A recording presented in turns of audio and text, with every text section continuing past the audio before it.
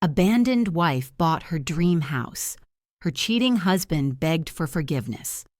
Kimberly's hands trembled as she signed the purchase agreement, knowing Bradley would find out within hours.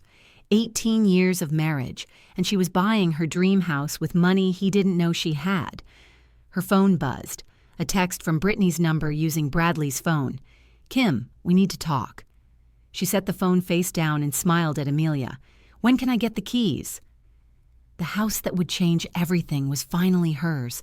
But let me take you back to where this all began, because Kimberly Coleman's story isn't just about buying a house. It's about a woman who spent nearly 2 decades building someone else's dreams, while her own gathered dust in the corners of her heart. On that Tuesday morning in March, Kim arrived at Coleman Construction's office at 7:30 sharp, just as she had every morning for the past 15 years. The converted garage behind their modest ranch home served as Bradley's headquarters, and Kim as his unpaid office manager, bookkeeper, scheduler, and problem solver. She unlocked the door, flipped on the fluorescent lights, and began her ritual of brewing coffee strong enough to fuel a construction crew. The phone started ringing before 8. "Coleman Construction, this is Kim speaking," she answered with practiced warmth, already pulling up the scheduling software on her computer. Mrs. Henderson wanted to know why her kitchen renovation was running 2 weeks behind. Kim had the answer. Bradley had pulled his crew to start the Riverside project early because it paid better. But she gave the diplomatic version instead. "We've run into some unexpected structural issues that require careful attention," she explained, typing notes while cradling the phone against her shoulder. "Bradley wants to make absolutely sure everything is perfect for you. I can have him call you this afternoon with a detailed update." What she didn't mention was that Bradley rarely made those promised callback calls. That job would fall to her too, sometime between handling payroll, ordering materials, and managing the books that showed their business was thriving, while their personal savings account remained frustratingly stagnant. At 9:15, Bradley strolled in carrying a gas station coffee and a breakfast sandwich, his work boots leaving muddy prints on the industrial carpet Kim had shampooed just last weekend. "Morning, babe," he said, not looking up from his phone as he walked past her desk. "Did Henderson call yet? She's been blowing up my voicemail." "Handled it," Kim replied, continuing to type invoices. "Told her you'd call this afternoon with an update on the timeline." Bradley grunted an acknowledgement and disappeared into his office, really just a glorified closet with a desk and filing cabinet. Kim could hear him on the phone within minutes, his voice carrying the easy confidence that had attracted her 20 years ago when they met at a friend's barbecue. She remembered that younger version of herself, fresh out of college with a marketing degree and dreams of working for an advertising agency in Atlanta. Bradley had been charming, ambitious, talking about building his own construction empire. When he proposed after 2 years of dating, he painted a picture of them as partners, building something together. "You're so good with people, Kim," he'd said, slipping the modest diamond ring onto her finger. "With your business sense and my trade skills, we'll be unstoppable." 18 years later, Coleman Construction was indeed successful. They employed 12 people, had a solid reputation throughout 3 counties, and maintained a healthy profit margin. But somehow, we had become him, and partner had become assistant. Kim glanced around the office she'd organized and maintained for so many years. Every filing system, every client relationship, every process that kept the business running smoothly bore her fingerprints. Yet when contractors and suppliers called, they asked for Bradley. When clients praised the work, they shook Bradley's hand. When the local business association featured success stories, Bradley's photo appeared in the newsletter with no mention of the woman who answered the phones at 7 in the morning and balanced the books after dinner. The front door chimed, and Lori Long stepped in, carrying 2 cups from the coffee shop downtown. Kim's best friend since high school worked as a loan officer at First National Bank, and their friendship had deepened over the years as they both navigated the challenges of small-town marriages and fading dreams. Thought you might need better coffee than whatever Bradley makes, Lori said, settling into the chair across from Kim's desk. Her friend looked polished and professional in her navy suit, a walking advertisement for financial independence that Kim envied more than she cared to admit. "You're a lifesaver," Kim said, accepting the caramel macchiato gratefully. "How did the Morrison loan closing go yesterday?" "Smooth as silk. First-time buyers, so nervous they could barely sign their names, but so excited to have their own place." Lori studied Kim's face with the perception that came from decades of friendship. "Speaking of houses, have you driven past that cottage on Maple Street lately? The one with the wraparound porch you've been admiring for years?" Kim's chest tightened with familiar longing. The house Lori mentioned was everything Kim had dreamed of since childhood. A 1920s bungalow with original hardwood floors, built-in bookshelves, and a kitchen that opened onto a garden space perfect for the herbs and vegetables she'd always wanted to grow. She drove past it at least twice a week, sometimes stopping to admire the way morning light caught the stained glass windows, or how the front porch seemed designed for lazy Sunday afternoons with a good book. "It went on the market last week," Lori continued, carefully. "The owner finally decided to move closer to her daughter in Florida." "I'm sure it'll sell quickly," Kim said, trying to keep wistfulness from her voice. "It's exactly what everyone wants." "What about what you want, Kim?" The question hung between them like a challenge. Kim glanced toward Bradley's office, where she could hear him laughing at something on his phone, probably a joke from one of his crew members or clients. When was the last time he'd asked what she wanted? When was the last time she'd even allowed herself to voice a desire that went beyond keeping everyone else happy and comfortable? "We've talked about upgrading," Kim said finally. "Someday, when the business is more established, when we've saved enough for a substantial down payment." Lori raised an eyebrow. "Kim, the business has been established for over a decade. You've been saving for 18 years. How much more established do you need to be?" Before Kim could answer, her phone rang. Another client with questions about scheduling, another problem to solve, another conversation about Bradley's vision for their shared future that somehow never included consultation about what Kim might want. As she handled the call, she caught Lori watching her with an expression that mixed affection and frustration. They'd had variations of this conversation before, about Kim's deferred dreams, her tendency to disappear into other people's priorities, her habit of treating her own desires as luxuries rather than legitimate needs. Have you ever felt invisible in your own life? Share in the comments if this story is speaking to your heart. I read every single one. After Lori left, Kim found herself staring at her computer screen, the spreadsheet of accounts receivable blurring as her mind wandered to a secret she'd kept for 5 years. When her grandmother passed away, she'd left Kim a modest inheritance, $35,000 that Gran had earmarked specifically for her granddaughter's dreams. The money sat in a separate account at Lori's bank, earning conservative interest and growing slowly but steadily. Bradley knew about the inheritance, but he'd dismissed it as pin money when Kim mentioned it, suggesting they use it for a family vacation or new appliances. Something in his casual dismissal had made Kim protective of those funds. Instead of spending them on temporary pleasures or household necessities, she'd quietly invested them in certificates of deposit and conservative mutual funds, following financial advice articles she read during slow afternoons at the office. 5 years later, that $35,000 had grown to nearly $60,000, enough for a substantial down payment on a house, enough to change everything if she had the courage to act. That evening, Kim sat at their kitchen table, a stack of bills and invoices spread before her as she reconciled the month's business expenses. Bradley was in the living room, feet up on the coffee table, watching a construction reality show while scrolling through his phone. This was their routine, Kim handling the paperwork that kept their life organized, while Bradley unwound from his day of managing job sites and client relationships. Their current house, the same starter home they'd bought as newlyweds, felt smaller with each passing year.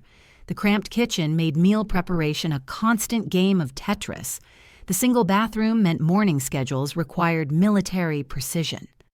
The basement family room flooded every spring, forcing them to replace furniture and carpeting with predictable regularity.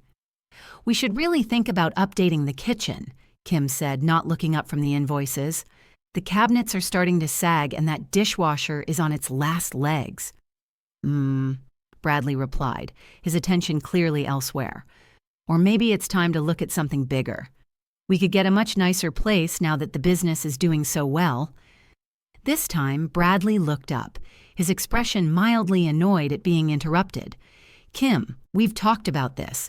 The smart money says pay down what we have rather than taking on more debt. This place is fine for our needs." Our needs. As if Kim's longing for a kitchen window that looked out on something besides the neighbor's garbage cans was frivolous, as if her dream of a front porch where she could sit with her morning coffee was an unreasonable luxury. "I just think we could afford something nicer now," she persisted. "Maybe that cottage on Maple Street that's for sale. It has so much character and the neighborhood is—" "That overpriced money pit?" Bradley laughed, a sound that felt more dismissive than amused. "Kim, you're not thinking like a business owner. That house needs thousands in updates. New wiring, probably new plumbing, definitely a new roof within 5 years. We'd be buying someone else's problems." Kim felt the familiar sting of having her judgment questioned, her desires reduced to evidence of poor financial planning. Bradley spoke to her the same way he talked to clients who wanted upgrades they couldn't afford. Patient but condescending, as if her hopes were symptoms of feminine impracticality. "I've actually looked into it," she said quietly.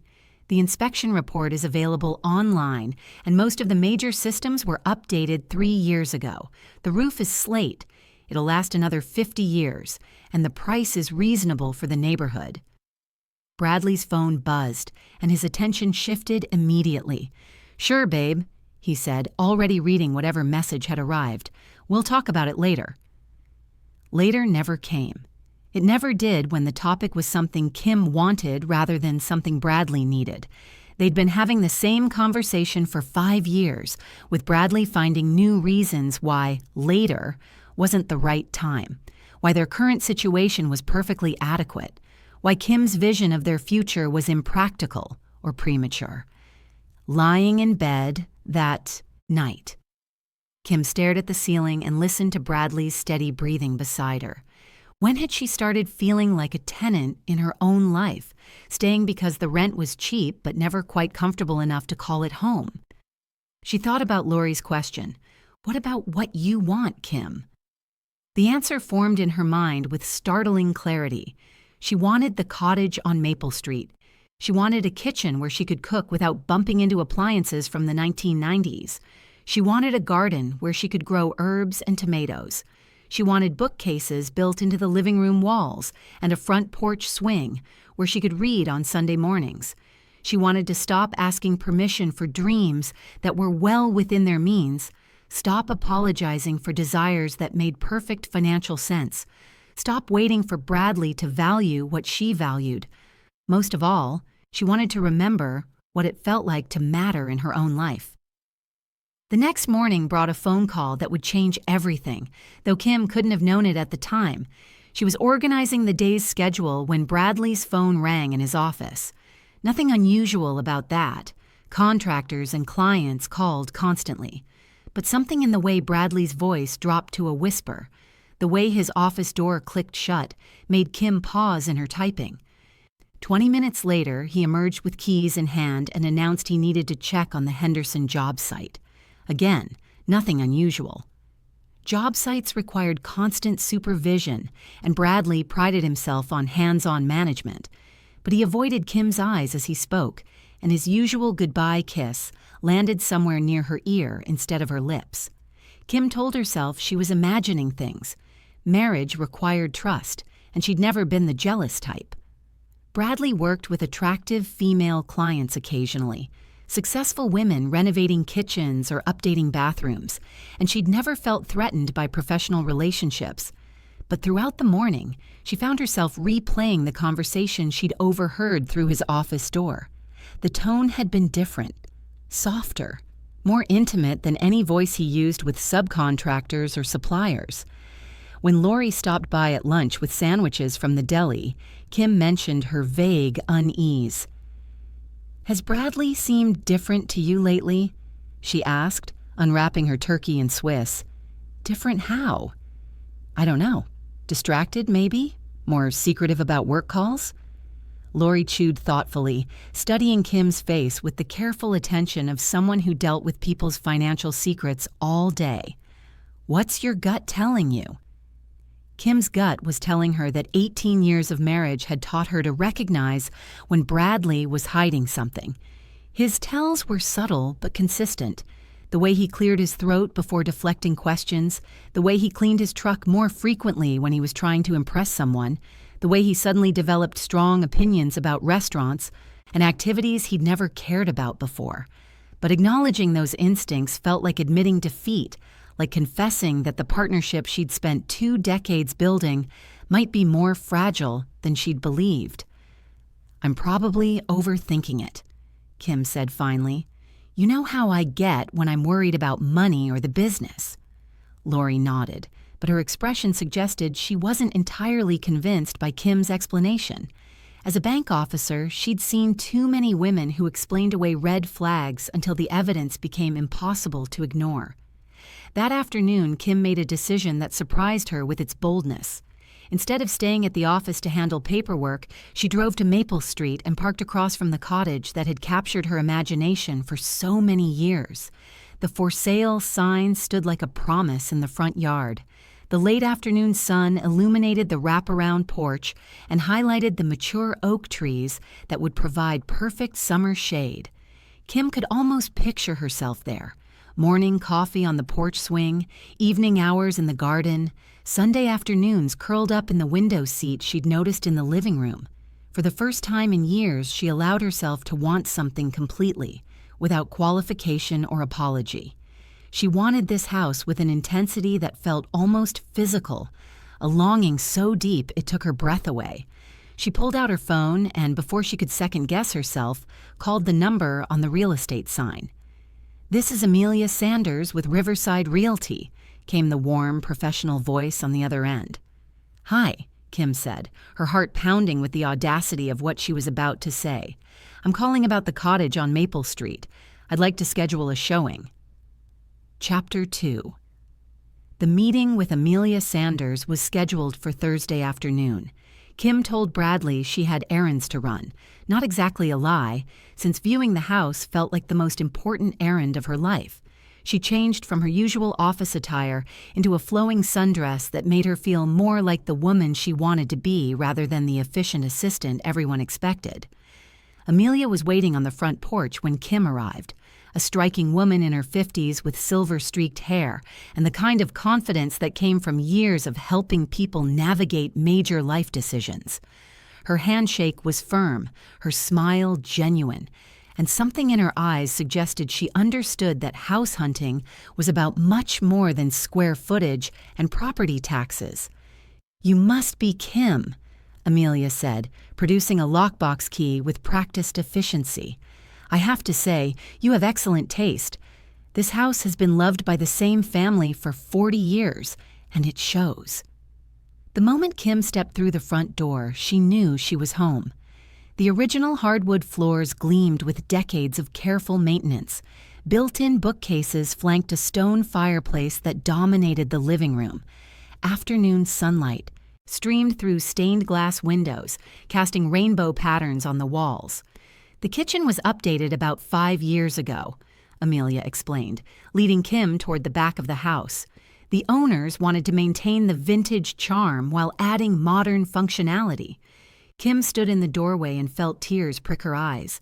The kitchen was everything she'd dreamed of. White cabinets with glass fronts, a farmhouse sink beneath a window that looked out onto the garden, a breakfast nook perfect for morning coffee and weekend paperwork. She could picture herself here, cooking meals that weren't rushed between business calls, entertaining friends in a space that reflected her personality rather than contractor-grade efficiency. "The garden is my favorite feature," Amelia continued, unlocking the back door.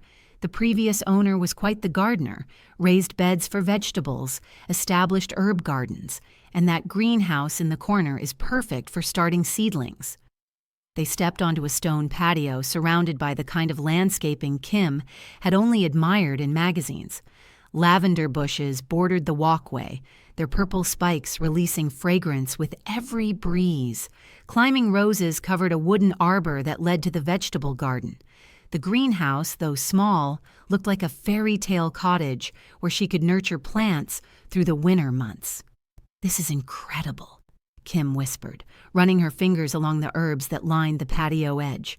Rosemary, thyme, oregano, plants she'd always wanted but never had space for in their current yard. "The owner spent 40 years creating this garden," Amelia said gently. "She hated to leave it, but her daughter lives in Florida now, and the maintenance became too much. She's hoping whoever buys the house will love it as much as she did." Kim could practically feel the previous owner's presence in every carefully planned detail. This wasn't just a house. It was a woman's vision fully realized, a lifetime of nurturing and creating something beautiful. The thought of carrying on that legacy, of tending these gardens and filling these rooms with her own dreams, made Kim's chest tight with longing. They spent another hour exploring the house, the master bedroom with its walk-in closet and ensuite bathroom, the second bedroom that could serve as an office or guest room, the basement that was dry and finished, perfect for storage or hobbies. Every detail felt intentional, cared for, loved. As they walked back through the living room, Kim stopped in front of the built-in bookcases. "I've always wanted a library," she said softly.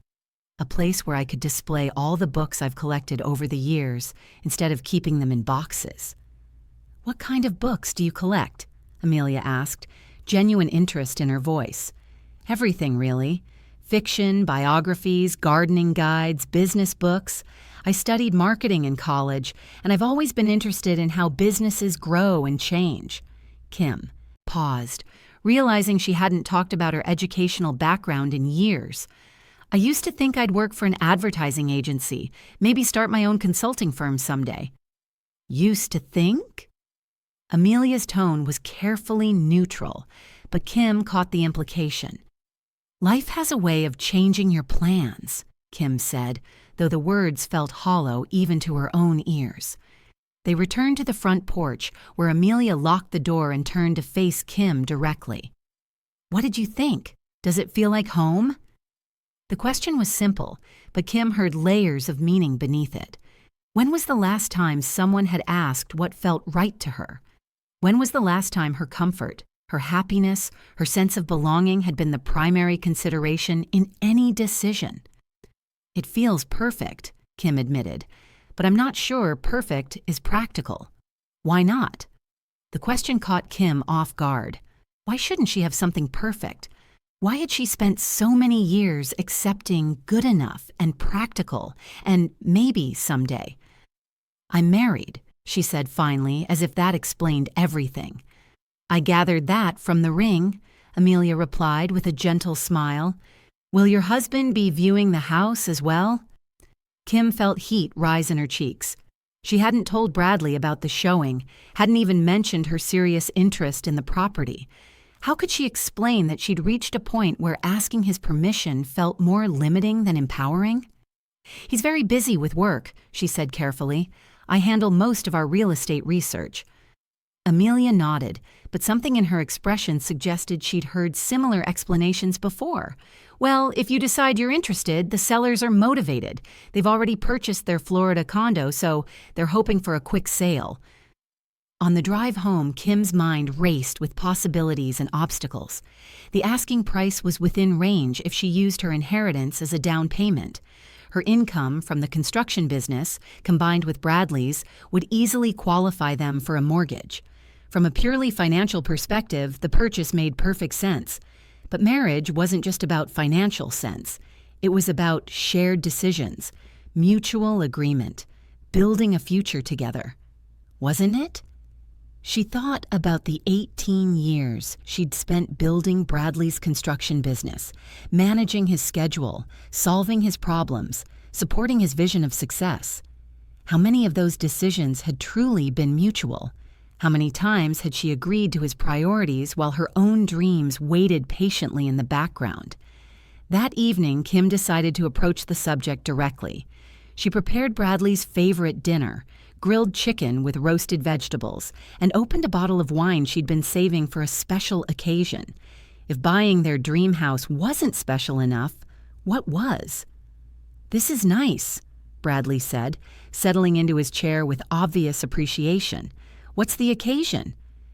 "Do I need an occasion to cook a nice dinner for my husband?" Kim asked, though her heart was already pounding with nervous energy. They ate in comfortable silence for several minutes before Kim gathered her courage. "I looked at a house today, the cottage on Maple Street that we've talked about." Bradley paused, his fork halfway to his mouth. "Talked about? Kim, we agreed that place wasn't practical." "Actually, you decided it wasn't practical. I never agreed." The words came out more sharply than Kim had intended, but she felt a strange sense of relief at finally voicing the distinction.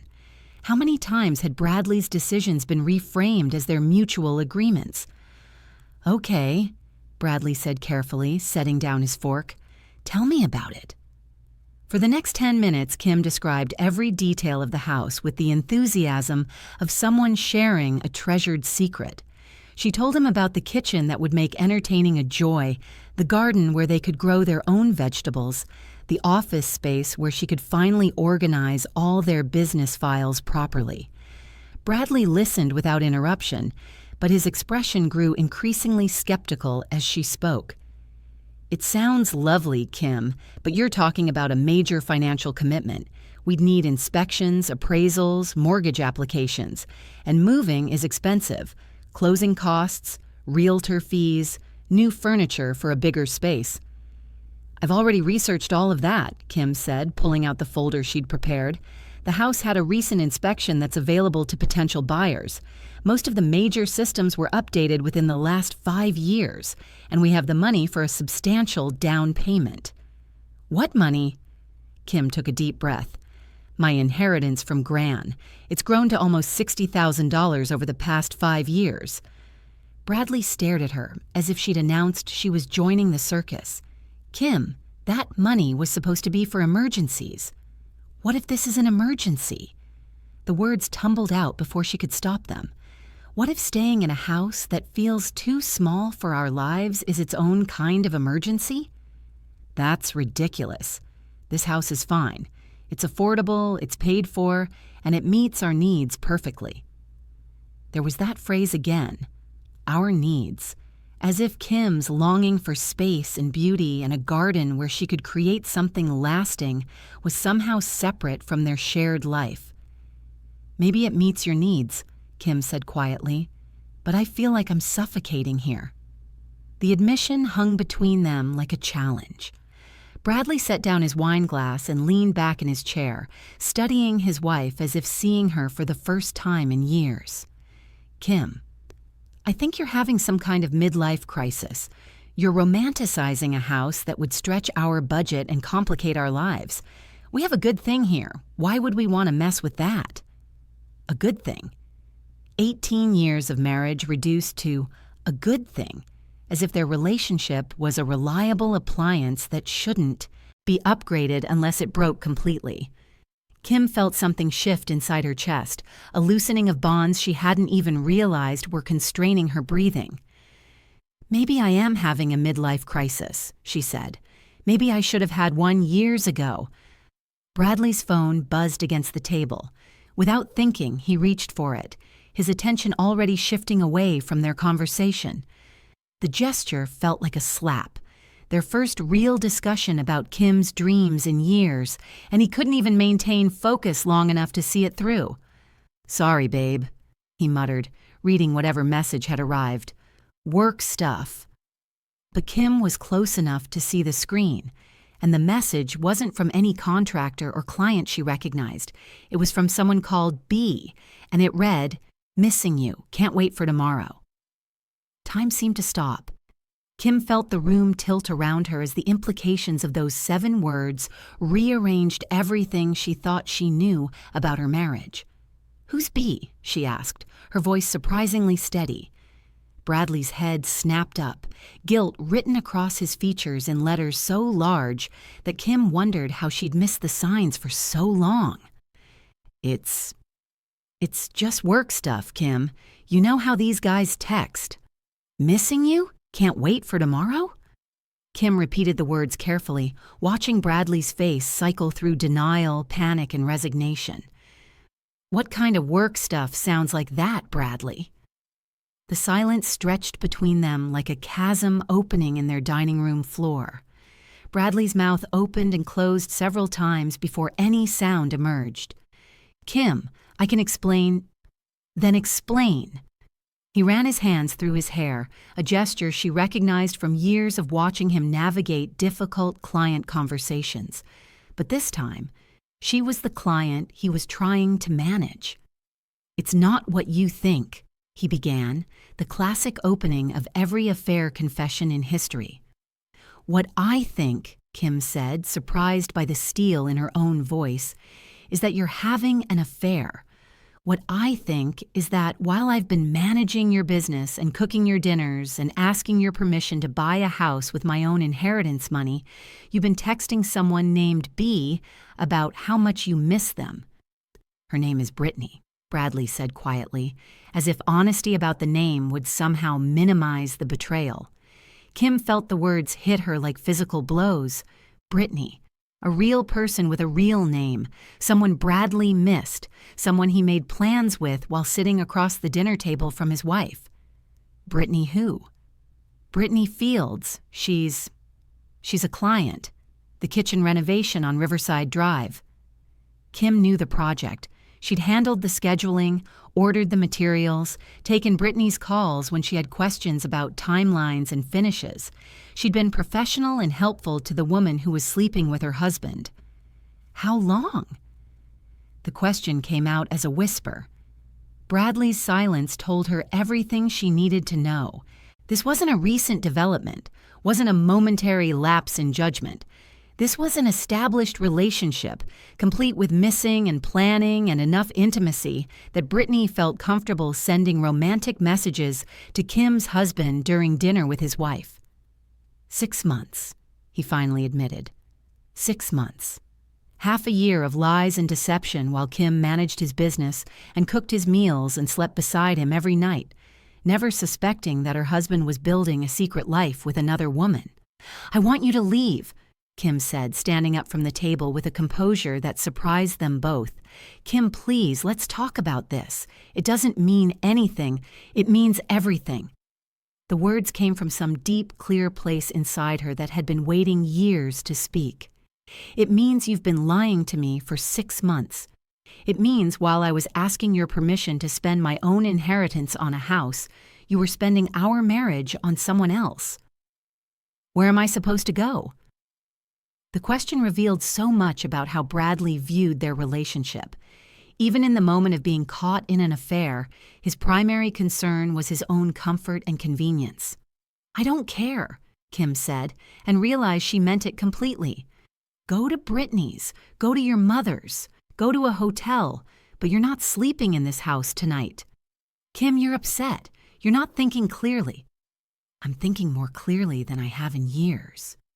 She walked to their bedroom and began pulling his clothes from the dresser, her movements mechanical but purposeful. Bradley followed, alternating between apologies and justifications, promises to end things with Brittany, and explanations about how the affair had just happened and didn't reflect how he really felt about their marriage. But Kim was no longer listening to his words. She was listening to the voice inside her head that was growing stronger with each passing minute, the voice that was saying, "You deserve better than this. You've always deserved better than this." When she'd packed 2 suitcases with his essentials, she handed them to Bradley and walked him to the front door. "Kim, please, don't do anything rash. Let's sleep on this and talk tomorrow when we've both had time to process." She looked at her husband of 18 years, the man she'd built a business with and a life with and dreams with, and felt nothing but exhaustion. Exhaustion from being the accommodating wife, the understanding partner, the woman who always prioritized everyone else's needs above her own. "The only thing I'm going to sleep on tonight," she said, "is how long it's taken me to realize that I've been living my life for someone who doesn't value what I bring to it." She closed the door and turned the deadbolt with steady hands. For the first time in 6 months, maybe for the first time in years, Kim Coleman was alone with her thoughts and her dreams, and her $60,000 of inheritance money, and for the first time in 18 years of marriage, she was going to make a decision based entirely on what she wanted. The next morning, Kim woke up to an empty house and a clarity she hadn't felt in decades. Bradley had sent several texts during the night, apologies, explanations, promises, but she deleted them without reading past the first few words. She made coffee in her cramped kitchen and sat at the small table where she'd eaten thousands of meals, balanced countless budgets, and made hundreds of compromises that had shaped their shared life. But this morning, the space felt different. Not smaller, but temporary. Like a hotel room she'd stayed in long enough to call familiar, but never quite home. At 8:30, her phone rang. Lori's name appeared on the screen. "Are you okay?" her friend asked without preamble. "I drove past your house this morning and saw Bradley loading suitcases into his truck." Kim took a deep breath and told Lori everything. The text message, the confession, the overnight revelation that her marriage had been a carefully maintained illusion for longer than she'd realized. "Oh, Kim," Lori said softly, "I'm so sorry." "I'm not," Kim replied, surprising herself with the truth of it. "I mean, I'm sorry it happened this way, but I'm not sorry it's over." There was a pause before Lori spoke again. "What are you going to do?" Kim looked around the kitchen that had never quite felt like hers, thought about the cottage on Maple Street with its garden and built-in bookcases and front porch swing, and smiled. "I'm going to buy a house." Chapter 3. Kim called Amelia Sanders at 9 o'clock sharp. "I want to make an offer on the Maple Street cottage," she said without preamble. "That's wonderful news," Amelia replied, though something in her voice suggested she sensed this was about more than real estate. "Should I prepare the paperwork for you and your husband to review?" "Just me," Kim said firmly. "I'll be purchasing the house on my own." There was a brief pause. Not judgment, Kim realized, but the careful consideration of a professional who'd helped many people navigate major life transitions. "I'll need to discuss financing options with you," Amelia said. "Can we meet this afternoon?" 3 hours later, Kim sat across from Amelia in the real estate office, financial documents spread across the polished conference table like battle plans. Her inheritance statements, bank records, credit reports, all the paperwork that proved she was more than capable of buying the house she'd been dreaming about for years. "Your financial position is excellent," Amelia said, reviewing the documents with practiced efficiency. "With your down payment and credit score, we should have no problem getting you approved for a mortgage." "Even as a single applicant?" Amelia looked up from the paperwork, her expression warm but direct. "Kim, you've been managing a successful business for 15 years. Your personal credit is spotless. Your debt-to-income ratio is excellent, and you have substantial assets. Any lender would be lucky to have you as a client." The words hit Kim with unexpected force. When was the last time someone had acknowledged her financial competence, her business acumen, her value as an individual rather than half of a couple? "I've never bought a house on my own," Kim admitted. "But you've been managing real estate transactions through your husband's construction business for years," Amelia pointed out. "You understand inspections, appraisals, closing procedures. You probably know more about the process than most first-time buyers." Kim realized Amelia was right. She'd guided dozens of Coleman construction clients through renovation projects that required permits, inspections, and financial planning. She'd negotiated with suppliers, managed budgets, and solved complex logistical problems. The only difference was that this time, she was the client instead of the behind-the-scenes support. "Let's make this happen," Kim said, reaching for her pen. The offer was submitted that afternoon. Kim included a personal letter to the sellers, explaining how much their garden meant to her and promising to maintain the legacy of beauty they'd created over 4 decades. By evening, they had accepted her offer at full asking price. "Congratulations," Amelia said, shaking Kim's hand outside the seller's attorney's office. "You're going to love that house." "I already do," Kim replied, clutching the signed purchase agreement like a diploma. That night, Kim sat in her current living room surrounded by boxes she'd begun packing, not because she had to, but because she wanted to. For the first time in years, she was making a major life decision based on her own desires rather than someone else's timeline. Her phone buzzed constantly with messages from Bradley, but she'd stopped reading them after the 5th round of apologies mixed with accusations. He seemed to be cycling through the stages of crisis management: denial, bargaining, anger, and back to bargaining, without any genuine understanding of what had changed. What had changed wasn't just the affair, though that had certainly been the catalyst. What had changed was Kim's willingness to accept less than she deserved: less space, less beauty, less consideration, less partnership, less joy. The affair had simply revealed what she'd been too polite, too accommodating, too afraid to acknowledge. Their marriage had become a business arrangement where Kim provided all the services while Bradley enjoyed all the benefits. Lori arrived at 7 with Chinese takeout and a bottle of wine. "So," she said, settling onto the couch with her usual directness, "how are you really doing with all this?" Kim considered the question while opening containers of lo mein and sweet and sour chicken. How was she doing? She should be devastated. She should be crying into tissue boxes and questioning 18 years of shared history. She should be wondering what she'd done wrong, how she could fix things, whether she was making a terrible mistake. Instead, she felt lighter than she had in years. "I feel like I've been holding my breath for so long that I forgot what normal breathing felt like," Kim said finally, "and now I can breathe again." "Are you scared?" "Terrified," Kim admitted, "but it's a good kind of scared. Like when you're about to do something you've always wanted to do, but never thought you were brave enough to try." Lori raised her wine glass. "To breathing and to courage." They clinked glasses, and Kim felt the warmth of recognition that came from being truly understood by someone who cared about her happiness. "What's Bradley saying about the house?" Lori asked. "He doesn't know yet. His messages have been focused on the affair, trying to convince me it was meaningless and that I'm overreacting." "Overreacting?" Lori's voice sharpened with indignation. "Kim, he had a 6-month affair. You could burn his work truck and still be underreacting." Kim laughed, surprising herself with the sound.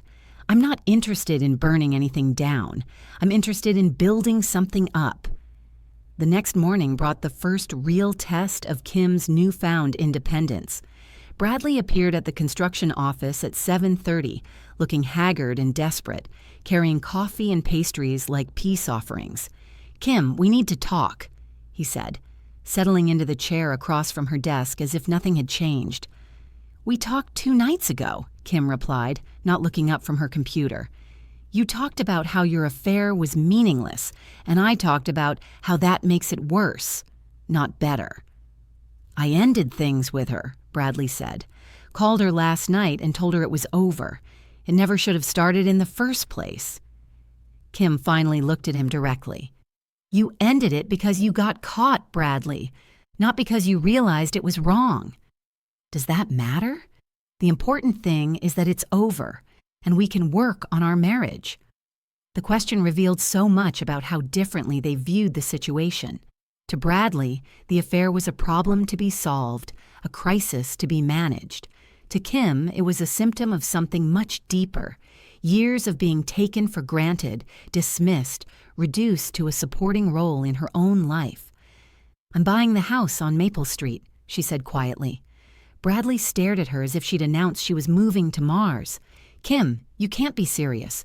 We agreed that house wasn't practical.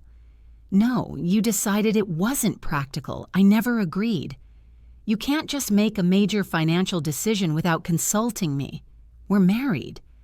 The irony was so profound that Kim almost laughed. Were you consulting me when you were having an affair for 6 months?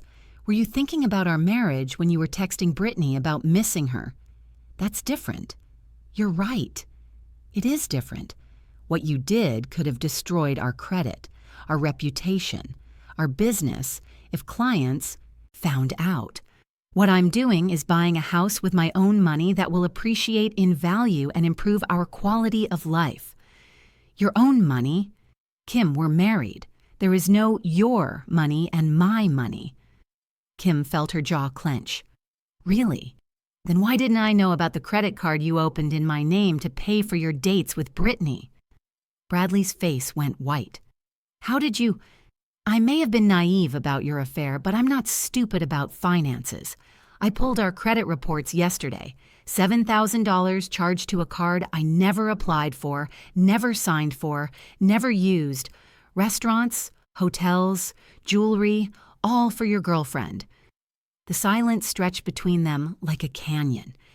Kim had spent the previous evening documenting every financial irregularity she could find, every unexplained withdrawal and suspicious expense. The picture that emerged was of a man who'd been funding a double life, while his wife managed their legitimate business and maintained their actual home. I can explain all of that, Bradley said weakly. I'm sure you can. You can explain it to the divorce attorney I'm meeting with this afternoon. Divorce? Bradley's voice cracked on the word. Kim, you can't be serious. One mistake doesn't destroy 18 years of marriage. One mistake? Kim stood up from her desk, feeling 18 years of suppressed frustration finally finding its voice. Bradley, you didn't make one mistake. You made thousands of small choices over 6 months that prioritized another woman over your wife. You chose to lie to me every morning when you kissed me goodbye. You chose to let me cook dinner for you while you were planning to see her. You chose to use my credit to pay for a relationship that excluded me completely. She walked to the office window that looked out on their small backyard, the space she'd never been able to turn into the garden she'd dreamed of because Bradley always had other priorities for their time and money. But the affair isn't even the biggest problem, she continued, her back still to him. The biggest problem is that you've been treating me like an employee instead of a partner for years. You make decisions and I implement them. You have ideas and I make them work. You get the credit while I do the work. That's not fair, Kim. We built this business together. Kim turned around to face him, and Bradley must have seen something in her expression that made him understand this conversation was different from all their previous disagreements. We built this business, yes, but somehow you became the president while I became the secretary. You became the visionary while I became the person who handles the details. When did we agree to that arrangement, Bradley? When did we decide that your dreams mattered more than mine? I never said your dreams didn't matter. You didn't have to say it. You showed it every time you dismissed something I wanted as impractical, every time you made a unilateral decision about our future, every time you introduced me as your wife instead of your business partner, even though I handle half the work that keeps this company profitable. Kim pulled out the purchase agreement she'd signed the day before and placed it on the desk between them. I'm buying the house on Maple Street. The closing is scheduled for 3 weeks from today. I'm using my inheritance as the down payment and qualifying for the mortgage based on my income from this business. Income I've earned by being your unpaid partner for 15 years. Bradley picked up the paperwork with shaking hands, scanning the legal language as if looking for a loophole that would make this all go away. Kim, you can't do this. I won't let you do this. The words hung in the air like a challenge. Won't let her? After 18 years of marriage, after building a successful business together, after managing his schedule and his problems and his professional reputation, he thought he had veto power over her dreams. How exactly are you going to stop me? Kim asked, genuinely curious. Bradley seemed to realize he'd overplayed his hand. His expression shifted from authority to desperation, the look of a man who'd suddenly discovered that the power he thought he had was actually just cooperation he'd taken for granted.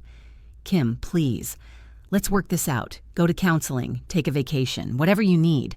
But don't blow up our life over one stupid mistake." "I'm not blowing up our life, Bradley. I'm finally building my own." Kim's about to discover the full extent of Bradley's betrayal. If you're invested in her journey, hit that subscribe button because her story gets even more powerful from here.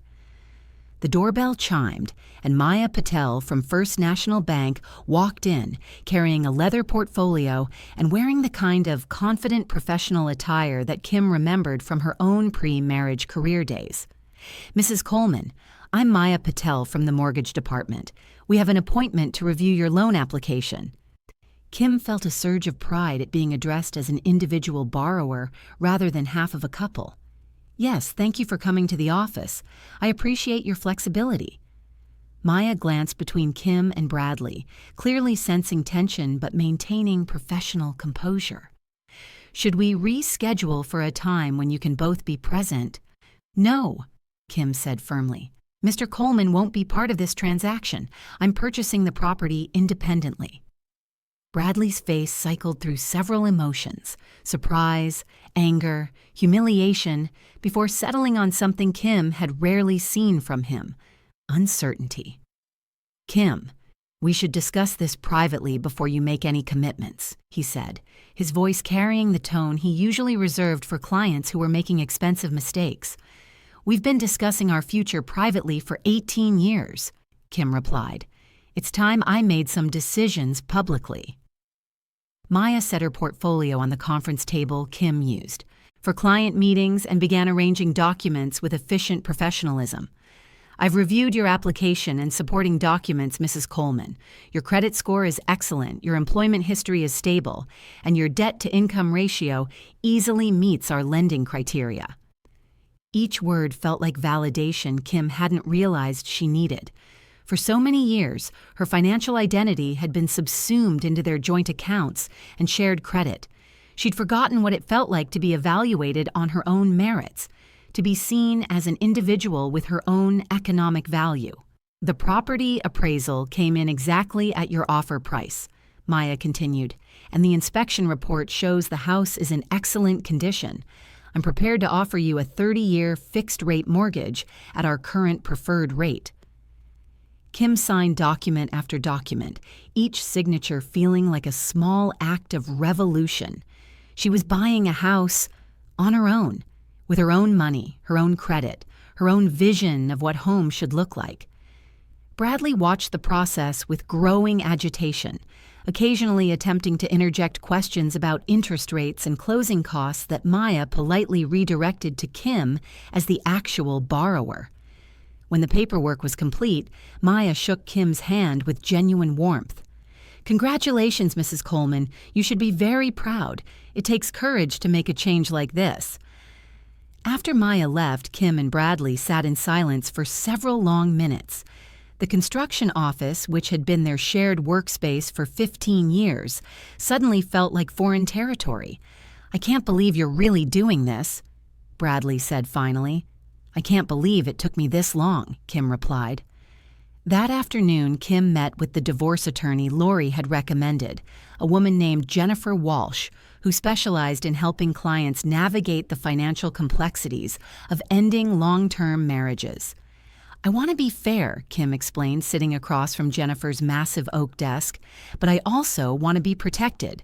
I've spent 15 years building a business that I never legally owned, and I want to make sure I get credit for that contribution."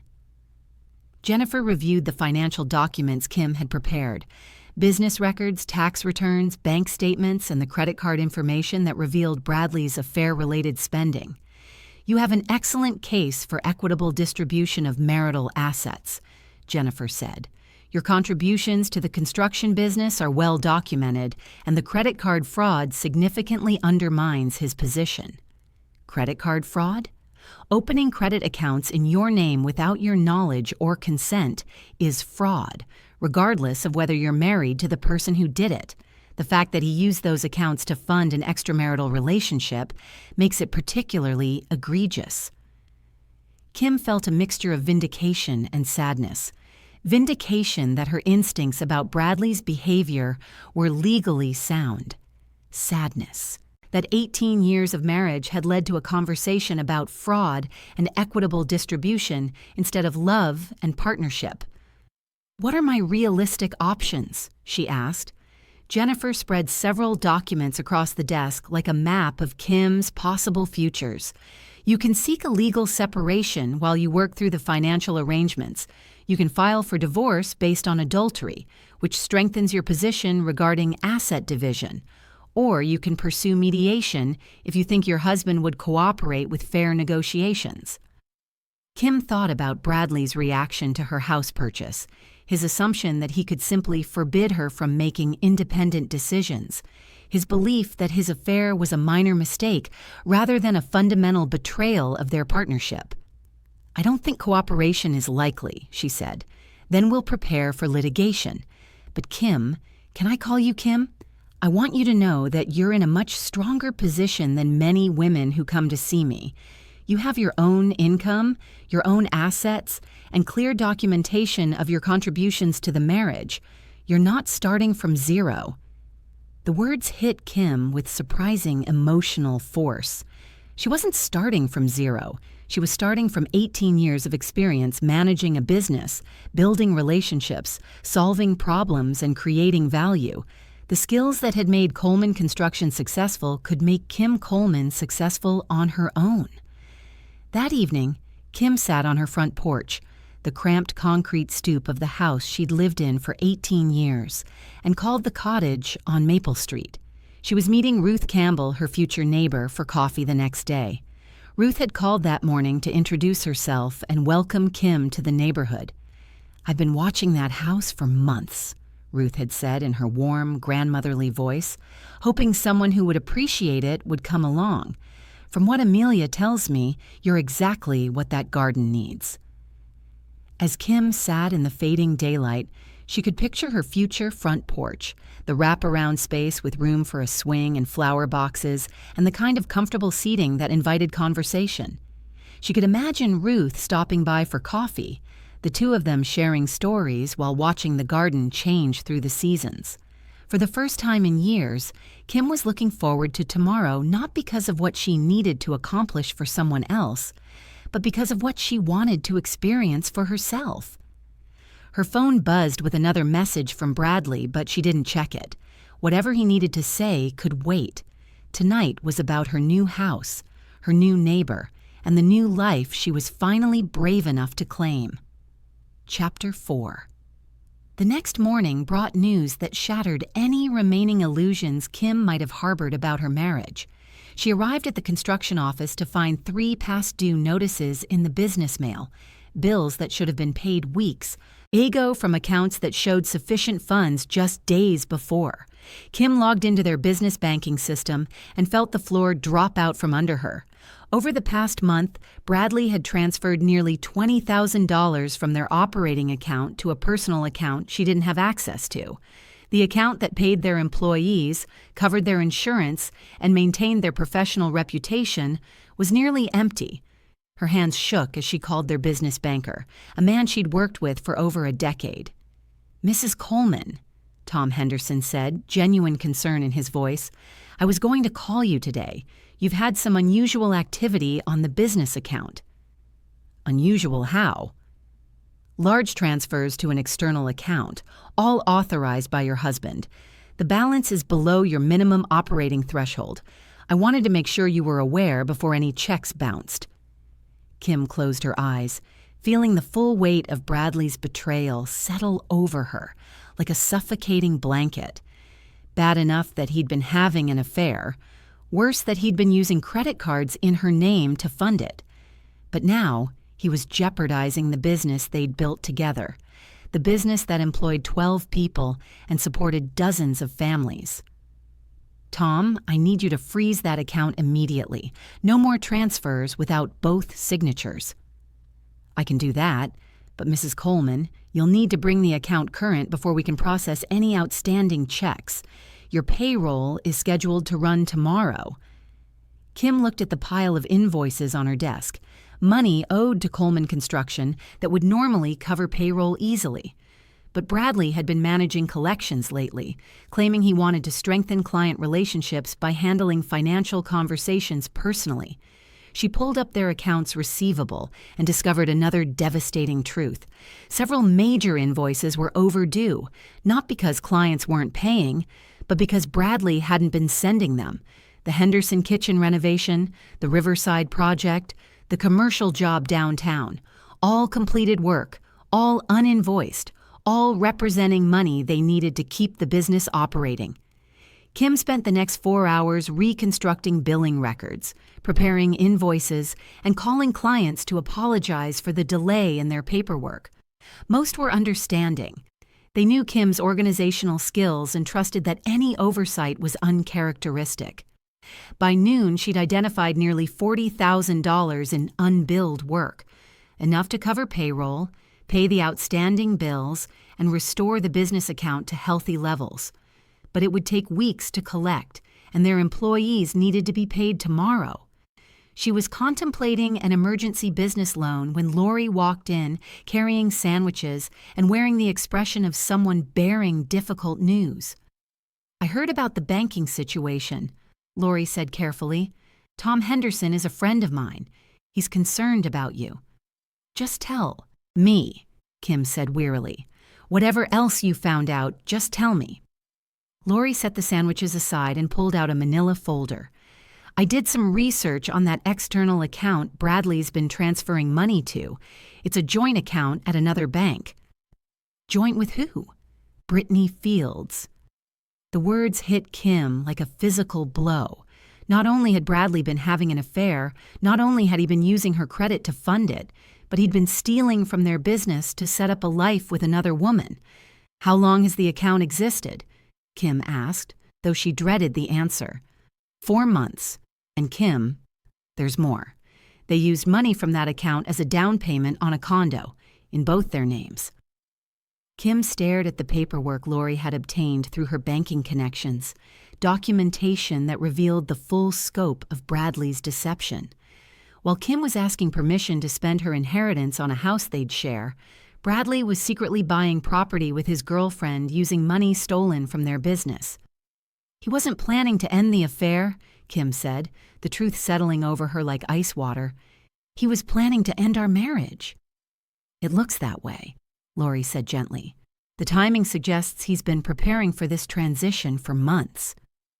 Kim thought about all the conversations they'd had about their future. Bradley's dismissal of her house dreams, his insistence that their current situation was perfectly adequate, his claims that upgrading their living situation was impractical. Meanwhile, he'd been secretly upgrading his own living situation with someone else. "What are you going to do?" Lori asked. Kim looked around the office she'd organized and maintained for 15 years, the business she'd helped build from Bradley's carpentry skills and her administrative expertise. She thought about their 12 employees who depended on steady paychecks, the clients who trusted Coleman Construction to complete their projects professionally, the reputation she'd worked so hard to maintain. "I'm going to save the business," she said, "and then I'm going to take my half of it." That afternoon, Kim made the most difficult phone call of her professional life. She contacted every client with outstanding invoices and explained the situation with as much dignity as she could maintain. "I want to be completely transparent," she told each one. "Due to some internal accounting issues, we're behind on our billing. I'm personally ensuring that all invoices are sent today, and I want to apologize for any inconvenience this may cause." The response was overwhelmingly supportive. Mrs. Henderson, whose kitchen project had been completed 2 weeks earlier, drove to the office that afternoon with a check for the full amount. "Honey," she said, patting Kim's hand across the desk, "I've watched you run this business for years. Whatever's going on with Bradley, I know you'll handle it right." By 5 o'clock, Kim had collected enough payments to cover payroll and the most urgent bills. The business would survive, but the trust between her and Bradley was irreparably destroyed. When Bradley finally appeared at 6, he looked haggard and defensive, clearly expecting another confrontation about the affair. "Kim, I've been thinking about what you said yesterday." "Were you thinking about it while you were setting up a joint bank account with Brittany?" Kim interrupted, placing the documentation on the desk between them.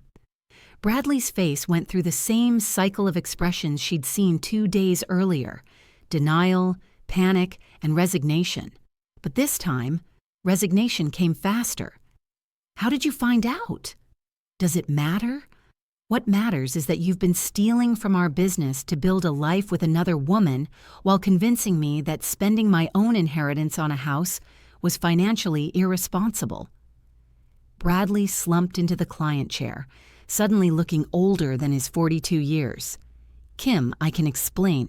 "Stop." Kim's voice carried an authority she'd never used with him before. "Stop explaining, stop apologizing, stop telling me it's not what I think. I know exactly what it is." She opened her laptop and showed him the screen displaying their business banking activity. "You've transferred $20,000 to your secret account. You've left our employees wondering if they'll get paid. You've damaged relationships with suppliers who haven't received payments for legitimate invoices. And you've put our business license at risk by failing to maintain proper financial records. I was going to pay it back." "With what?" "The money you were going to make flipping the condo you bought with Brittany.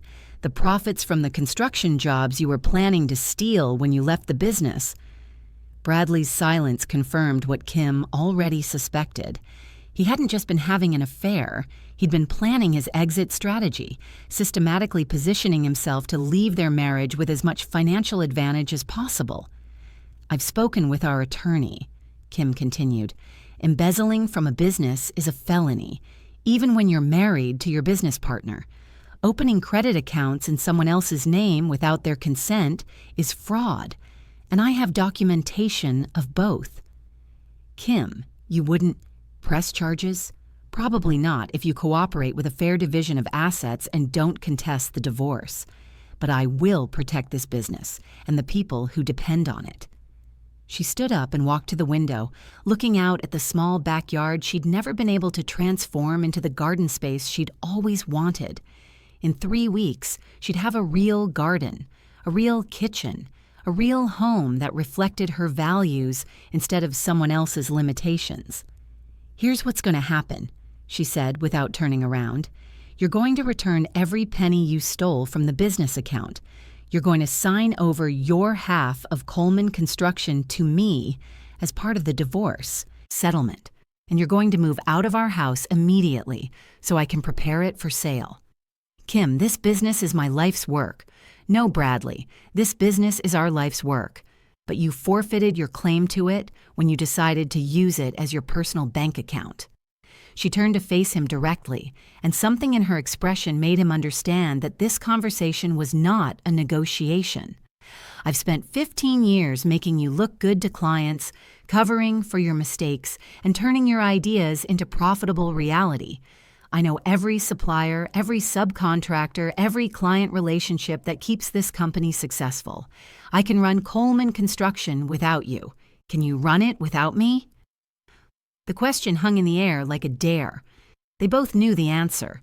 Bradley was an excellent carpenter and a decent project manager, but Kim was the organizational backbone that made everything else possible. "What about us?" Bradley asked finally, his voice barely above a whisper. "There is no us anymore. There's you and Brittany in your secret condo, and there's me in my new house building the life you never thought I deserved." That night, Kim sat in her future living room. She'd driven to Maple Street after work and used her key to walk through the empty house one more time and called Ruth Campbell. "I hope I'm not calling too late," Kim said when her future neighbor answered. "Not at all, dear. I was just watering my plants and thinking about you. How are things progressing with the house?" Kim looked around the space that would soon be filled with her furniture, her books, her dreams made tangible. "The closing is next week. But Ruth, I want to be honest with you about my situation. I'm going through a divorce. I hope that doesn't change how you feel about having me as a neighbor." There was a pause, and Kim held her breath, suddenly afraid that her new beginning would be tainted by judgment from the community she hoped to join. "Oh, honey," Ruth said finally, her voice warm with understanding, "do you think you're the first woman in this neighborhood to discover her worth and claim it? My dear, half the women on this street have stories that would curl your hair. We're not here to judge each other. We're here to support each other." Kim felt tears prick her eyes at the unexpected acceptance. "Thank you. I wasn't sure how to handle it." "You handle it by walking through that front door with your head held high, knowing that you made the brave choice to choose yourself over comfort, and you let those of us who've walked that path help you settle in. I'd like that very much." "Good. Now let me tell you about the garden club. We meet every Thursday morning, and I think you'd fit right in." As Kim locked up the house and walked to her car, she looked back at the porch light glowing warmly in the darkness. In 1 week, she'd turn that light on as the owner, not a visitor. She'd wake up in a bedroom with windows that looked out on a garden instead of a neighbor's fence. She'd make coffee in a kitchen designed for someone who loved to cook, not just someone who needed to refuel. Most importantly, she'd wake up as herself, not as Bradley's wife or Coleman Construction's behind-the-scenes manager, but as Kim Coleman, homeowner, business owner, and woman who finally understood her own worth. Her phone buzzed with a text from Amelia Sanders. "Closing scheduled for Tuesday at 2 p.m. Can't wait to hand you those keys." Kim smiled as she typed back, "I can't wait to receive them. Thank you for believing in me." As she drove home to pack another box, Kim realized that buying the house had never really been about the house at all. It had been about claiming the right to make decisions based on her own happiness, to spend her own money on her own dreams, to build a life that reflected her values instead of someone else's limitations. The house was just the symbol. The real transformation was happening inside her, one brave decision at a time. Chapter 5. The morning of the closing dawned clear and crisp, the kind of October day that made everything feel possible.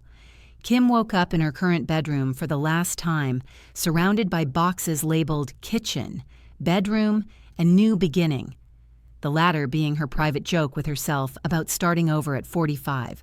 She dressed carefully in a navy blue dress that made her feel both professional and celebratory, and drove to the real estate office with a sense of anticipation she hadn't felt in decades.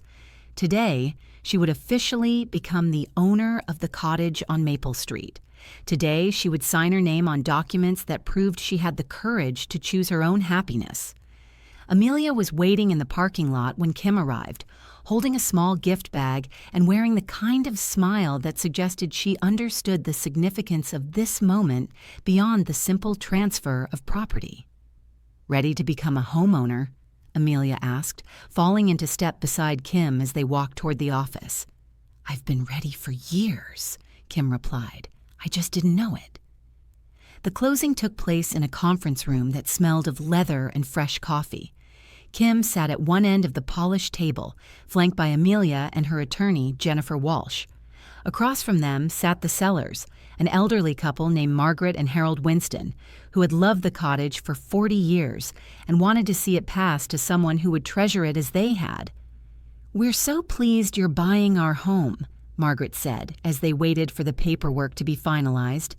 "Amelia told us about your plans for the garden. Harold spent decades perfecting those rose beds." "I promise to take good care of them," Kim said, meaning every word. "And if you ever want to visit and see how things are growing, you're always welcome." Harold's eyes misted slightly. "That means more to us than you know.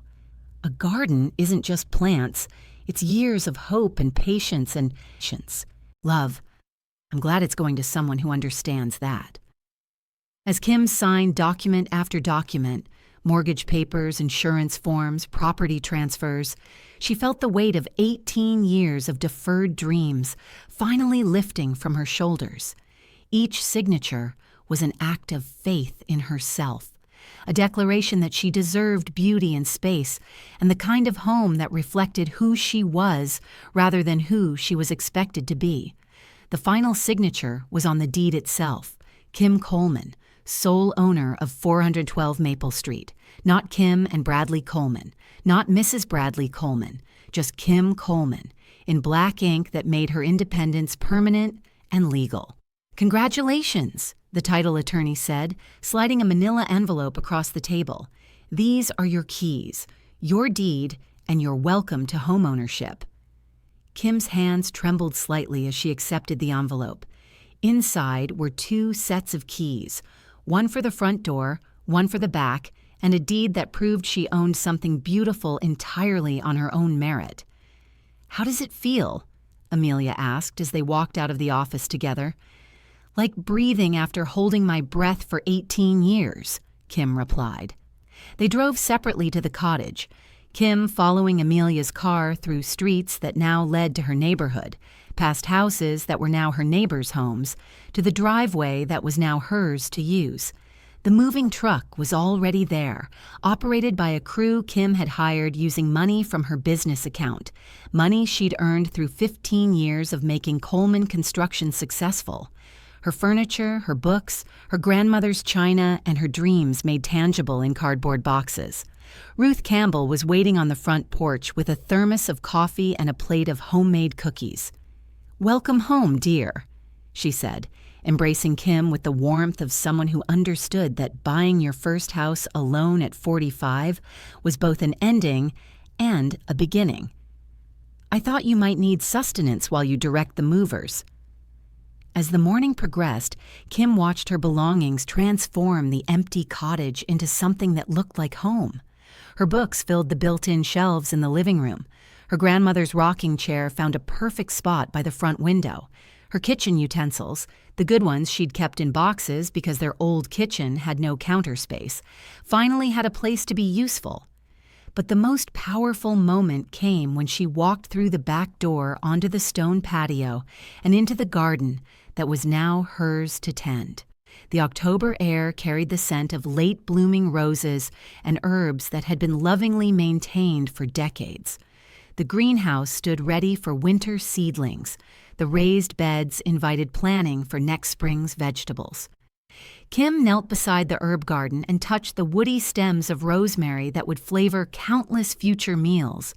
She imagined summer evenings on this patio, coffee mornings in the greenhouse, spring afternoons planting, seeds in the raised beds.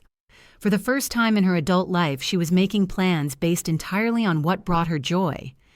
"It's beautiful, isn't it?" Ruth said, joining her in the garden with 2 cups of coffee. "It's perfect," Kim replied, accepting the warmth gratefully. "I keep expecting someone to tell me I can't have it, that it's too much, that I should settle for something smaller." "That someone was your husband, wasn't it?" Kim looked at her new neighbor with surprise. Ruth's directness was both startling and refreshing after years of tiptoeing around difficult truths. "How did you know?" "Honey, I've lived in this neighborhood for 30 years.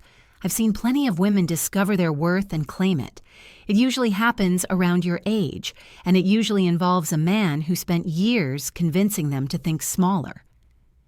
They sat in comfortable silence for several minutes, watching the movers carry Kim's dining room table through the back door, a table that would finally have room for dinner parties and holiday gatherings and all the entertaining Kim had dreamed of but never had space for.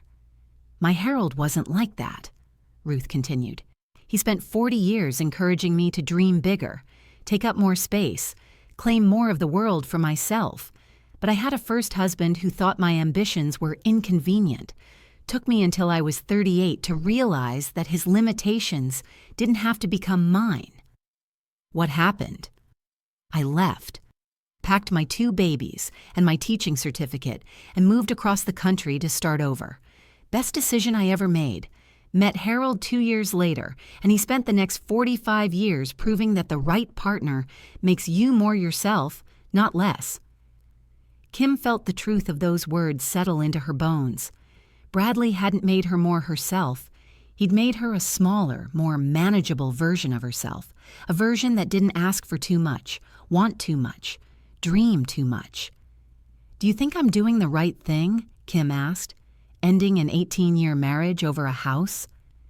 Ruth looked at her with the kind of direct compassion that came from decades of life experience. "Oh, sweet girl, you're not ending your marriage over a house. You ended it the moment you decided you deserved better than a man who steals from your business to fund his affair with another woman." Kim startled. "How did you—" "This is a small town, dear, and Lori Long is my niece.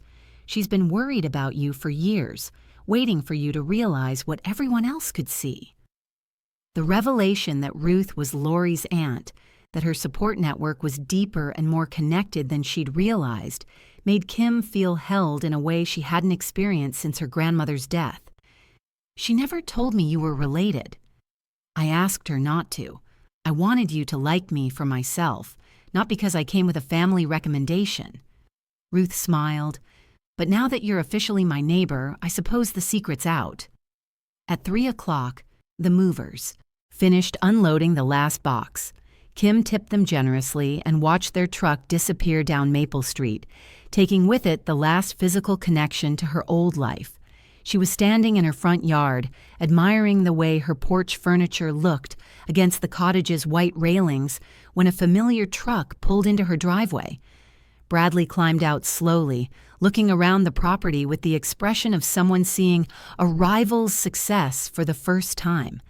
He'd lost weight in the past 3 weeks, and his usual confidence seemed diminished by the reality of Kim's independence made manifest. "So this is it," he said, gesturing toward the house, "the dream that was worth destroying our marriage." Kim felt a flicker of her old instinct to apologize, to minimize her desires in order to preserve peace. But standing in the garden of her own home, surrounded by the evidence of her own courage, she found a different response. "No, Bradley. This house is what I built after you destroyed our marriage. There's a difference." He walked closer to the front porch, studying the details with the professional eye of someone who understood construction quality. "I'll admit it's a nice place. But Kim, was it worth losing everything we built together?"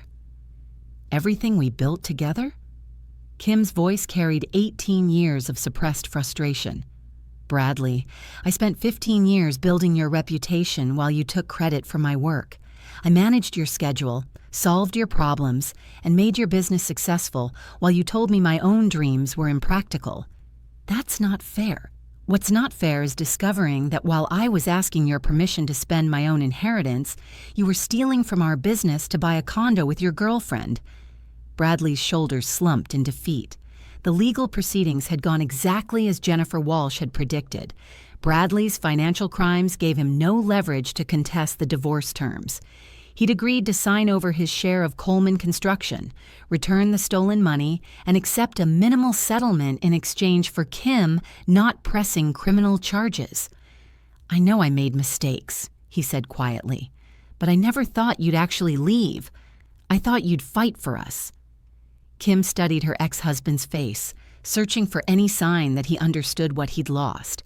But even now, he framed her independence as abandonment, her self-respect as selfishness, her refusal to accept scraps as failure to fight.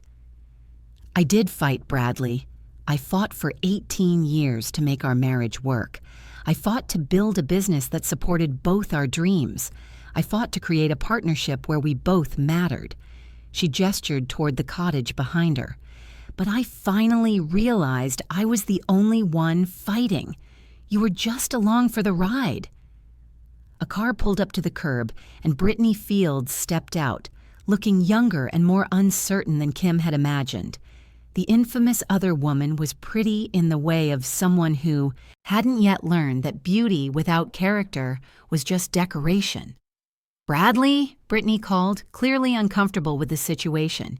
"You said you'd just be a few minutes." Kim looked between Bradley and his girlfriend, seeing them clearly for the first time as two people who had built their relationship on deception and stolen moments.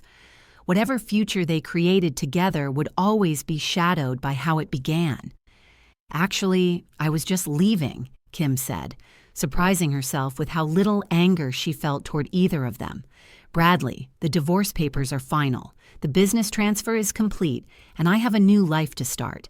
There's really nothing left to discuss." She walked toward her front door, each step taking her further from the woman she used to be and closer to the woman she was becoming. "Kim," Bradley called when she reached the porch steps. "I hope you'll be happy here."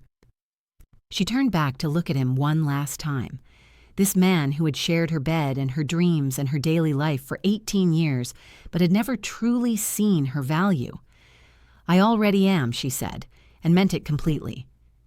Inside her cottage, Kim made her first cup of coffee in her new kitchen. She carried it out to the back patio and sat in the garden as the afternoon light filtered through the oak trees, painting everything golden and full of promise. Her phone buzzed with a text from Lori. "How does it feel to be home?" Kim typed back, "Like I've been holding my breath for 18 years and finally remembered how to exhale." Another text, this one from Amelia. "Welcome to the neighborhood. Can't wait to see what you do with that garden." And finally, one from Maya at the bank. "Congratulations on your closing. Your first payment isn't due for 30 days, but I know you're the type to stay ahead of schedule." Kim smiled at the recognition of her financial responsibility, her reliability, her worth as an individual borrower and business owner. These women saw her clearly, not as someone's wife or assistant, but as Kim Coleman, homeowner and entrepreneur. As the sun set on her first day as a property owner, Kim walked through every room of her cottage, touching surfaces that belonged to her, opening windows that framed views she owned, planning changes that reflected no one's preferences but her own. In the living room, she unpacked her grandmother's photo, the one where Gran was standing in her own garden, looking proud and satisfied and completely at home in her own life. Kim placed the photo on the mantel above her fireplace and whispered, "Thank you for the inheritance, Gran. But more than that, thank you for showing me that it's never too late to choose yourself." That night, Kim fell asleep in her new bedroom to the sound of wind rustling through the oak trees in her backyard. She dreamed of spring planting, summer entertaining, and autumn harvests from the garden she would nurture with her own hands. But mostly, she dreamed of waking up every morning for the rest of her life as exactly who she was meant to be, Kim Coleman, homeowner, business owner, and woman who finally understood that she had never needed anyone's permission to claim her own happiness. 6 months later, Kim sat on her front porch swing on a warm April morning, reading the business section of the newspaper and drinking coffee from a mug that read, "World's Greatest Boss," a gift from her employees at Coleman Construction's annual spring picnic. The business had thrived under her solo ownership. Without Bradley's impulsive spending and poor client management, their profit margins had improved dramatically. Kim had hired 2 additional project managers and expanded their services to include garden structures and outdoor living spaces, a natural extension that reflected her own passion for creating beautiful outdoor environments. Ruth appeared from her own garden, carrying a basket of early strawberries and wearing the satisfied expression of someone whose predictions had proven accurate. "How's the new project coming along?"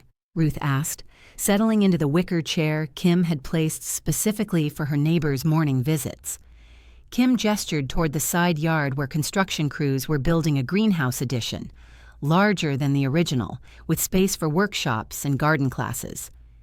"The foundation is finished, and they'll start the framing next week. I should be able to host my first seed starting workshop by fall." "And the business proposal?" Kim smiled. The proposal Ruth was referring to represented her biggest professional leap yet. A plan to expand Coleman Construction into landscape architecture and sustainable garden design. She'd been working with the local community college to develop certification programs and had already secured 3 commercial clients interested in eco-friendly outdoor spaces. "The bank approved the expansion loan yesterday," Kim said. "Maya Patel says my business plan is the most thorough she's ever reviewed." "Of course it is. You've been preparing for this opportunity your whole life, even when you didn't know it." A car pulled into the driveway, Lori arriving for their weekly breakfast tradition, carrying bagels from downtown and wearing the expression of someone with interesting news to share. "Good morning, ladies," Lori said, distributing coffee and settling into the circle they'd formed on Kim's front porch. "Kim, I have an update on your former husband." Kim raised an eyebrow. She'd heard through the small-town network that Bradley and Brittany's relationship had ended badly when she'd discovered he had a pattern of financial deception that extended beyond stealing from his business. But Kim tried not to dwell on her ex-husband's problems. She was too busy solving her own opportunities. "Do I want to know?" "He's trying to start a new construction company. Apparently, several of his former clients have called me asking about his financial stability before they hire him." Ruth laughed. "And what do you tell them?" "That Ms. Coleman was the organizational genius behind Coleman Construction's success, and anyone hiring Bradley should probably insist on seeing his insurance and bonding paperwork before signing any contracts." Kim felt a momentary pang of sympathy for Bradley, quickly replaced by the realization that his professional struggles were the natural consequences of years of taking credit for work he hadn't done. She'd built Coleman Construction's reputation for reliability, quality, and customer service. Without her systems and relationships, Bradley was just another contractor competing for jobs in an oversaturated market. "I hope he finds his footing," Kim said and meant it. "But I'm grateful his problems are no longer my problems." "Speaking of your problems," Lori continued with a grin, "or rather your lack thereof, have you given any thought to dating?" Kim nearly choked on her coffee. "Dating?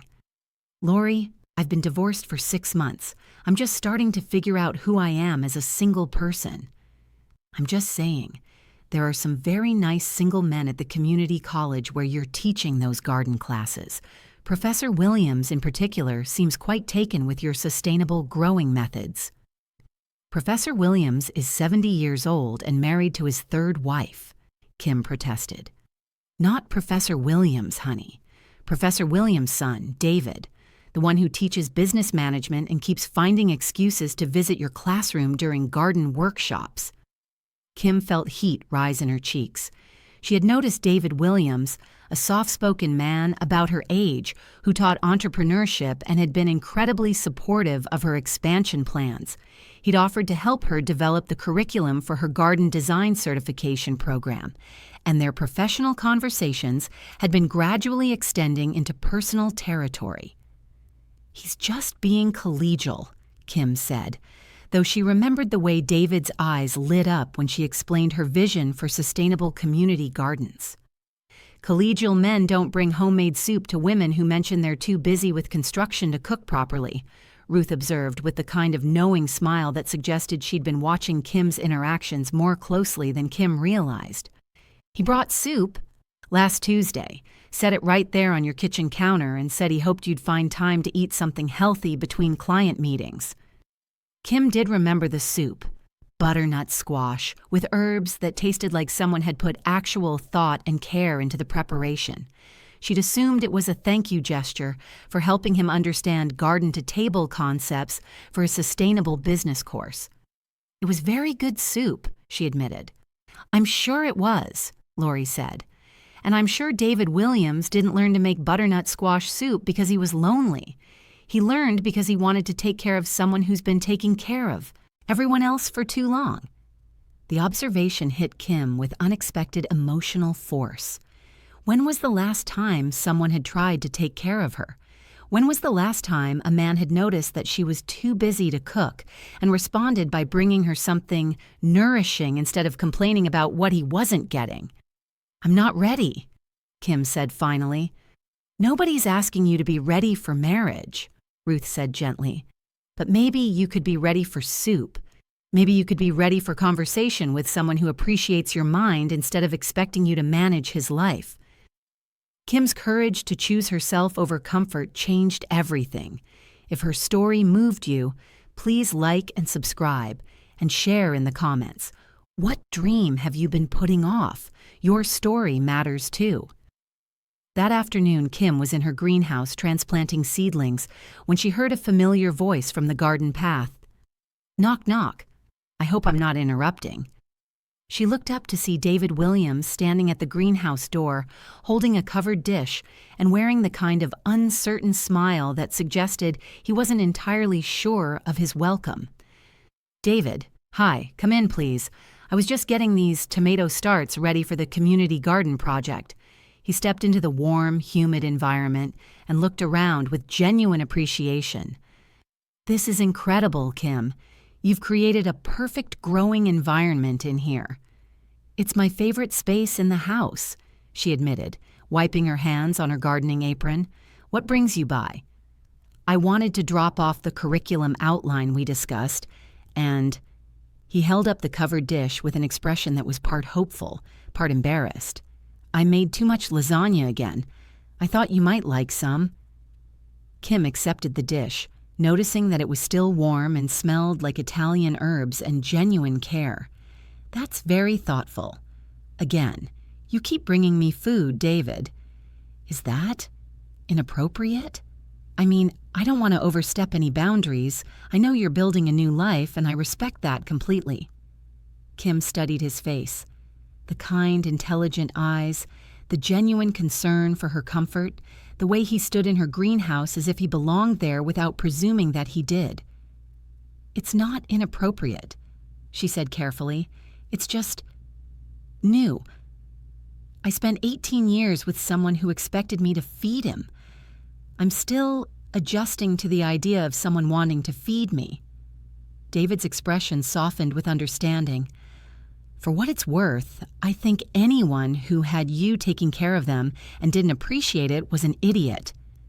The simple statement, delivered without drama or manipulation, hit Kim harder than any elaborate romantic gesture could have.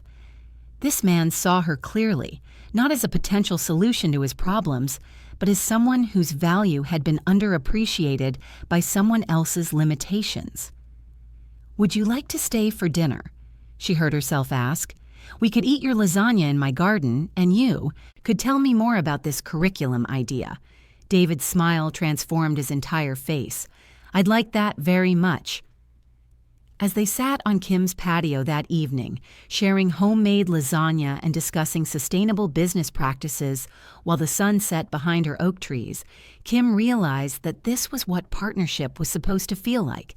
Not one person managing while the other consumed, but two people contributing different strengths to create something better than either could achieve alone.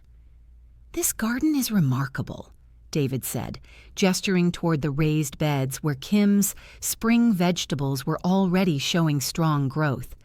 "You've created an ecosystem here." "That's exactly what I was trying to do. Every plant supports the others. The herbs repel pests that would damage the vegetables provide nitrogen that feeds the flowers attract pollinators that help everything thrive."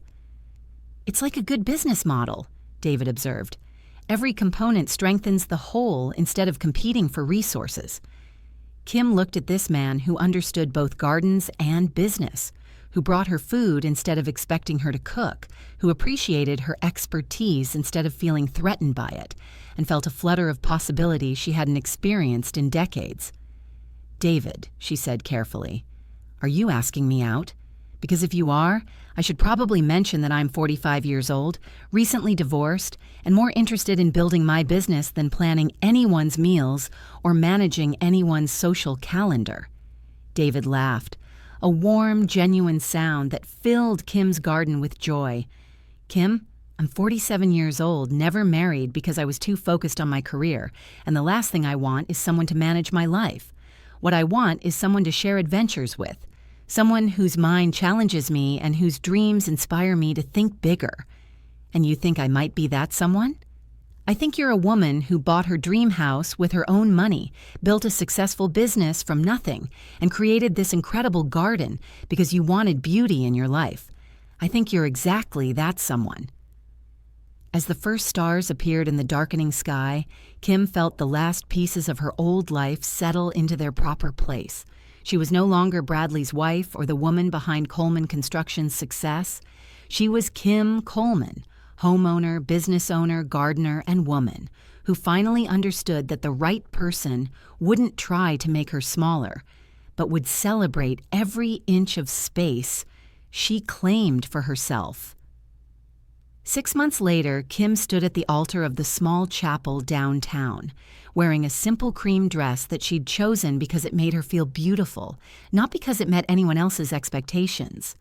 Lori stood beside her as maid of honor, holding a bouquet of herbs and flowers from Kim's garden.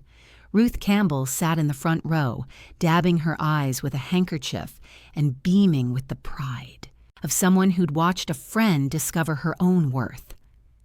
David waited at the altar wearing a nervous smile and a boutonniere made from rosemary from Kim's herb garden, a symbol of remembrance, perfect for a man who would never let Kim forget how valuable she was. The ceremony was small and personal, focused on partnership rather than performance. Kim and David wrote their own vows, promises that reflected what they'd learned about love in their 40s, that the right person makes you more yourself, not less. "I promise to support your dreams without trying to manage them," David said, his voice steady and sure. "I promise to contribute to our partnership without keeping score. And I promise to love the strong, independent woman you are, not some smaller version you think I might prefer." Kim's vows were simpler, but no less profound. "I promise to let you love me without apologizing for taking up space. I promise to build our life together without losing myself in the process. And I promise to trust that real love multiplies happiness instead of dividing it." As they exchanged rings in front of their closest friends and family, Kim thought about the journey that had brought her to this moment. The house that had started as a symbol of independence had become the foundation for a partnership built on mutual respect and shared dreams. After the ceremony, the small reception took place in Kim's garden, under string lights that David had hung between the oak trees. The cake was homemade by Ruth, the flowers were all from Kim's garden, and the conversation flowed as naturally as wine among people who genuinely enjoyed each other's company. "So," Lori said during the toasts, raising her glass toward Kim and David, "here's to my friend Kim, who taught me that it's never too late to choose happiness over comfort, dreams over security, and yourself over someone else's limitations. And here's to second chances," Ruth added, "and the courage to take them." As the evening wound down and their guests began to leave, Kim and David sat on the front porch swing, watching the last of the sunset paint their garden in shades of gold and rose. "Any regrets?" David asked, his arm warm around her shoulders. Kim looked at the cottage she'd bought with courage and conviction, the garden she'd nurtured with her own hands, the business she'd built from her own vision and hard work. She thought about the woman who'd asked Bradley's permission to spend her own inheritance, and the woman she'd become, confident, independent, and finally comfortable in her own skin. "None whatsoever," she said, and meant it completely. The cottage on Maple Street had given Kim more than just a home. It had given her the space to discover who she really was when she stopped trying to be who everyone else needed her to be. The house had been the beginning, but the real transformation had happened in the garden of her own heart, where she'd finally learned to plant dreams instead of excuses. And as she sat on her front porch with the man who loved her exactly as she was, Kim Coleman knew that the best chapters of her story were still being written.